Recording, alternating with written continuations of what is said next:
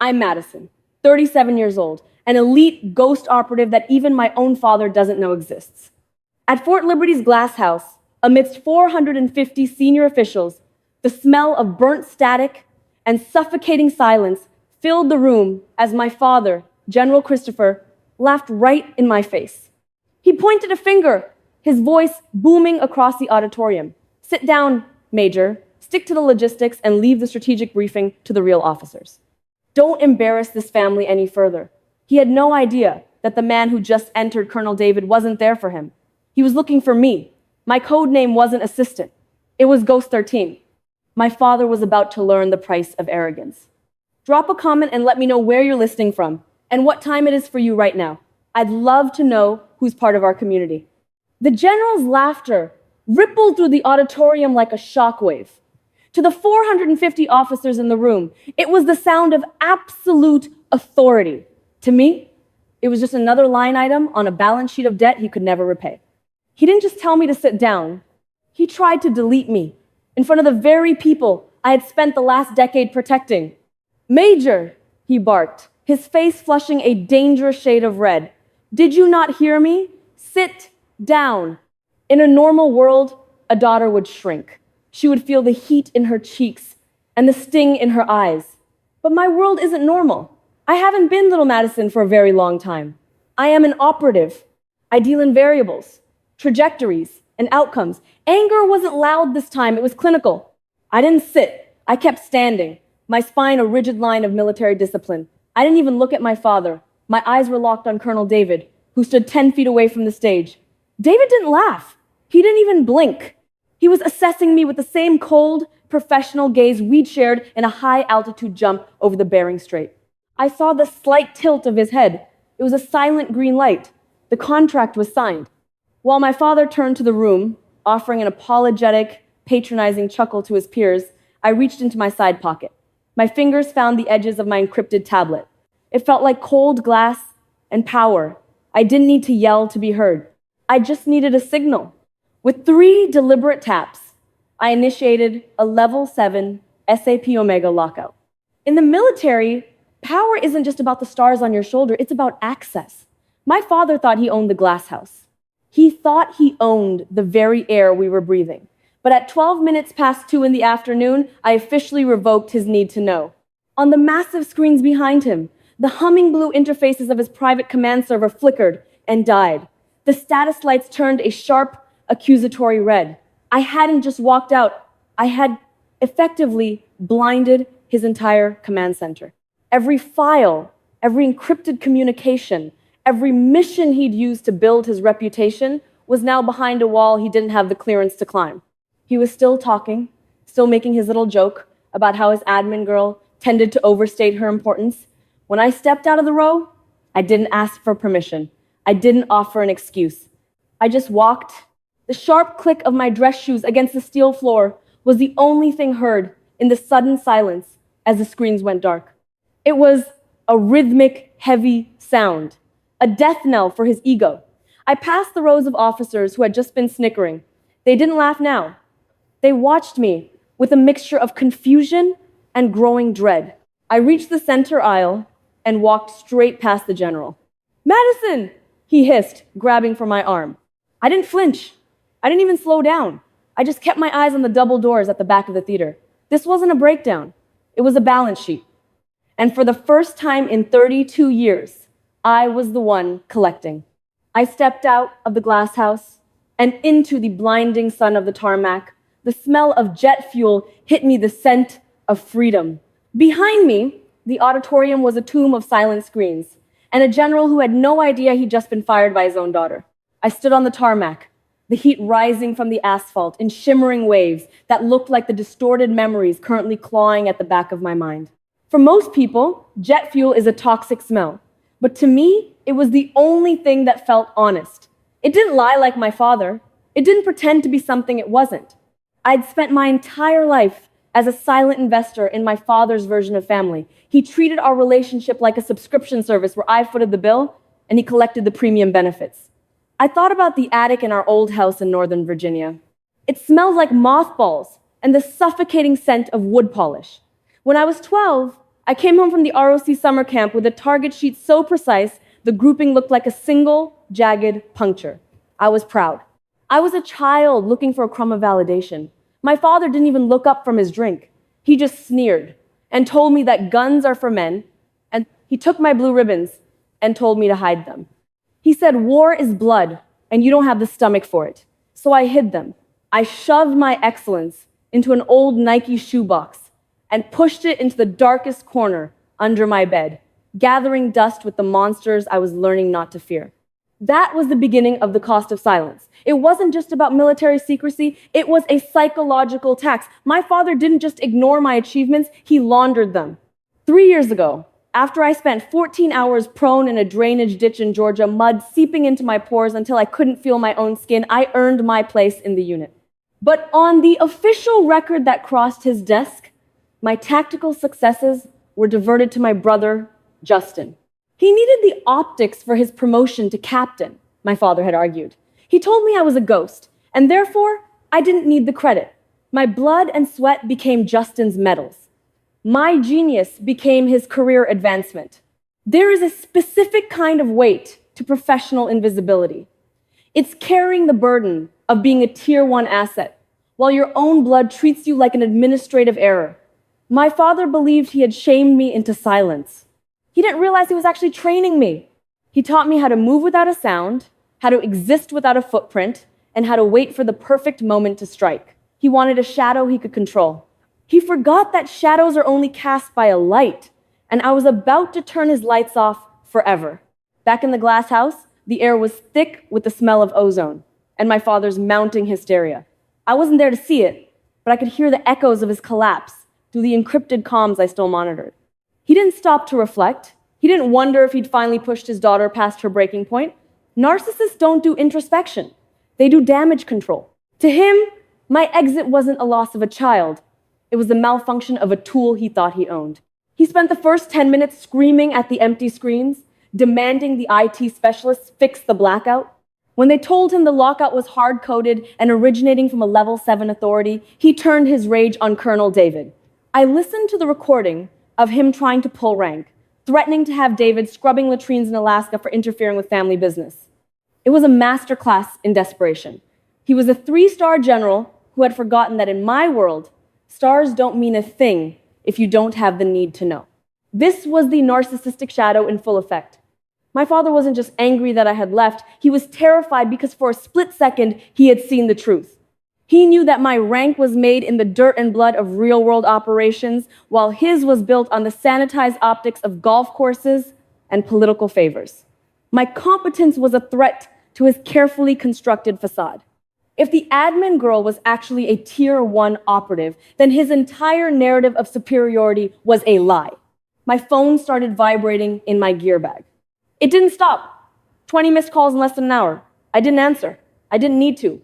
I could see the transcript of the voicemails he was leaving. They were clinical in their cruelty. He called me unstable, delusional, and a 0 in every equation that matters.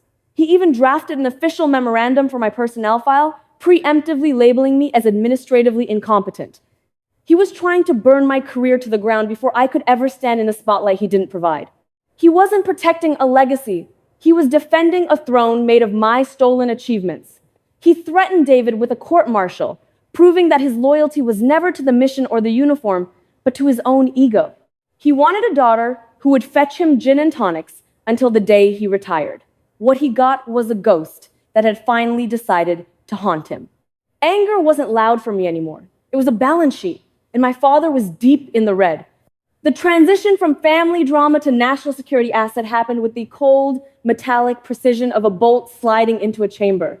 While my father was busy drafting petty memos to ruin a career he didn't understand, Colonel David was officially activating my SAP Omega status. This was the activation of level 7 cosmic clearance, a stratosphere of power so high that 3-star generals like my father were considered a security risk just for knowing the name of the program. This is the meritocracy gap in its purest form. My father is the quintessential old guard. He built his career on the optics of polished shoes, golf games with senators, and the careful curation of his own image. He measures success by who is looking at him. I am the new ghost. I measure success by who never sees me coming. While he was chasing stars and political favors, I was mastering the calculus of 2,400 meters, a confirmed shot in a theater history my father wasn't even cleared to read. He relies on status, I rely on competence. And in the glass house, competence had just revoked his status. Colonel David didn't just intercede, he performed a professional excision. He met my father in his private office, not as a fellow officer, but as a representative of an authority that didn't answer to the base command. David placed a single red-bordered folder on my father's desk. It wasn't my personnel file. It was a formal cease and desist order, issued under the jurisdiction of the Joint Special Operations Command. My records were now legally and physically locked behind national security protocols that my father didn't have the need to know to even request. David's voice, captured on the office security feed, was the sound of a closing door. He told my father that any further attempt to contact me or any continued effort to interfere with my classified records would be prosecuted as a felony under the Espionage Act. The general, the man who claimed to have made me, was being treated like a common security threat. He sat there, his high and tight fade looking ridiculous above a face that had gone from flush red to ghost white. The meritocracy gap had become a chasm, and he was realizing that while he was playing king of the base, his daughter had become a sovereign entity in a world he wasn't allowed to enter. I didn't need his pride anymore. I had a fortress of self-worth built on results he couldn't even quantify. I wasn't looking for closure anymore. I was looking for a ledger. While Colonel David held the legal line in the visible world, I went deep into the digital shadows of the Glasshouse database. I began a forensic audit of every mission, every supply requisition, and every administrative filing my father had ever signed in my name while he was treating me like a personal servant. I'd been the silent investor in his version of family for 32 years, and it was time to check the returns on my investment. The audit didn't just reveal favoritism. It revealed a calculated betrayal that bordered on treason. My father hadn't just stolen my professional credit to bolster his own reputation. He had been laundering classified funds through ghost contracts for 3 years, exploiting the very audit bypass algorithms I created to protect SAP Omega's secrecy. He used his 3-star authority to stamp these thefts as national security expenses, thinking the darkness of the program would hide his greed forever. I found the trail of $1,500,000 diverted into a shell company, a failed logistics tech venture owned by the golden boy himself, my brother Justin. The kill shot wasn't the theft of the money, though. It was the ink. As I pulled up the digital authorization for a botched fuel delivery in the Hadramaut Mountains, I saw my own signature staring back at me. It was a perfect mimicry, but the pressure points were all wrong. My father, in his absolute arrogance, had forged my name to hide a massive shortfall in the unit's supply chain. He had gambled with my team's lives to cover the debts of his preferred son. I remembered that mission. We were pinned down in a rocky drainage ditch, the air smelling of diesel and burning trash, while a sniper in a minaret held us in his crosshairs. We were running low on ammunition, waiting for a fuel delivery that was 3 hours late, a supply error that had nearly cost 4 American lives. Now I knew why. That missing fuel was actually a down payment on Justin's luxury penthouse. There was no longer a family at the end of this trail. There were only strangers who happened to share my last name. Justin wasn't an innocent bystander or a victim of our father's control. The records showed he was a knowing participant who had signed off on the diverted funds. My brother had sat at my father's Sunday dinner table and laughed about my worthlessness while he was literally wearing the proceeds of my potential death. My compassion had been a luxury they'd overdrafted for years, and now their account was empty. This wasn't a family dispute anymore. It was a criminal investigation. I didn't feel sadness, and I didn't feel regret. I felt the cold, clinical clarity of an operative who had finally acquired the target. I downloaded every forged document, every bank transfer, and every piece of Justin's complicity. I encrypted the folder and sent the signal to Colonel David. The evidence was factual, undeniable, and lethal. Inside the glass house, the sunrise would be made of cold, hard numbers, and my father was about to wake up in a world where his stars couldn't save him. The air in the Glass House Command Theater was colder than usual. a sterile, biting chill that smelled of recycled oxygen and the death of a legacy. My father and Justin walked in through the heavy double doors, their polished shoes clicking with the rhythm of unearned confidence. They had been summoned for an emergency briefing, and from the smug look on Justin's face, they clearly thought this was the moment I'd be brought to heel. They expected to see a broken daughter ready to apologize for the drama. Instead, they found me standing at the center podium, flanked by the Inspector General and the high-level tribunal representatives my father had spent his life trying to impress. The hum of the surarax was the only sound as they reached the front row. I didn't look at them as a daughter. I looked at them as targets. I didn't offer a chair. I didn't offer a greeting. I simply tapped the control interface on the podium, and the massive screens behind me flared to life. "General Christopher," I said, my voice cutting through the silence like a clinical incision. "Captain Justin, we are here to discuss a series of high-level financial discrepancies totaling $1,500,000. My father's arrogant mask didn't just slip, it disintegrated. I watched the blood drain from his face as the screens displayed the forensic audit of the unit's supply funds. One by one, I pulled up the administrative files where my signature had been forged to authorize payments to Justin's shell company. Every tap of my finger was a nail in the coffin of their careers. That's a mistake," my father stammered, his voice lacking its usual boom, sounding thin and desperate. He looked at the senior officers around him, searching for a political ally that no longer existed. "Madison, honey, we can fix this. It's family business." I leaned into the microphone, the metallic taste of his betrayal still sharp in my mouth. "Family affection was a subscription you stopped paying for 32 years ago," I said, my tone flat and lethal. "In this room, you are not my father. By forging my signature to divert classified SAP Omega operational funds, you've compromised national security. This isn't just theft. It's a direct violation of the Espionage Act for the unauthorized mishandling of defense information." Justin tried to speak, his lower lip trembling as the weight of federal prosecution finally registered. He looked for the golden boy protection he'd used his whole life, but the room was empty of sycophants. I stepped down from the podium and placed a single sheet of paper on the table in front of my father. It was his formal letter of resignation. "I'm not asking you to apologize, and I'm not looking for a reconciliation," I said, looking him dead in the eye with the ghost stare he had inadvertently trained me to master. "I'm handing you a choice. Sign this and accept a dishonorable discharge, or let the MPs explain the Espionage Act to you in a jail cell." My father stared at the pen as if it were a loaded weapon. He realized that the zero he had mocked was the only person with the power to decide if he had a future at all. The silence in the glass house was absolute, a heavy, final curtain closing on the lie of our family. "I'm not your daughter here," I whispered, loud enough for only him to hear. "I'm the law." The sound of the pen hitting the steel table was the only closure I ever needed. My father signed his resignation without looking me in the eye, his hand trembling so hard the ink bled across the page like the legacy he had just destroyed. He and Justin were escorted out of the glass house by military police, not as heroes, but as a security risk and a common fraud. For 32 years, I had been the silent investor in their version of family, and today, I finally liquidated the assets. The fallout was absolute. My father didn't just lose his command, he lost the stars he had valued more than his own daughter. He was forced into a dismissal from the service with total forfeiture of all pay and allowances, his reputation in the community evaporating faster than the jet fuel on a hot tarmac.